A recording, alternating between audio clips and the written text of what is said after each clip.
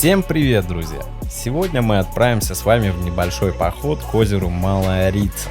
Как всегда, к месту старта нас повез наш неизменный друг Даур. Ссылку на его страничку я указал в описании к видео, вдруг кому-то пригодится.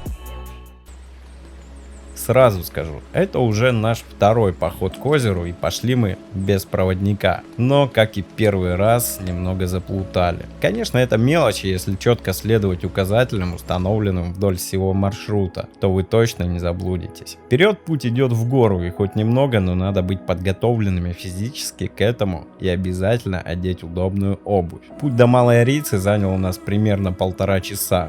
Мы не торопились и делали остановки, когда уставали. Дорога следует по красивейшему реликтовому лесу, похожему на декорации к фильму «Властелин колец». Поросшие мхом столетние деревья, узкая тропка среди леса, небывалой красоты зелень, все это делает поход действительно незабываемым и сказочным. И вот спустя 1,5 часа мы вышли на финишную прямую к озеру вместе с нашими случайными попутчиками, которые, как и мы, немного заплутали по пути. Несколько интересных фактов об озере Малая Рица. Озеро расположено всего на 300 метров выше над уровнем моря, чем Большая Рица, однако пешеходный маршрут по расстоянию значительно более протяженный. Примерно 4 километра в одну сторону. Образовалась Малая Рица одновременно с Большой, когда в горах произошел значительный скальный обвал, в результате которого сформировалась крупная котловина.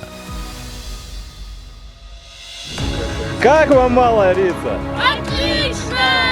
Вот!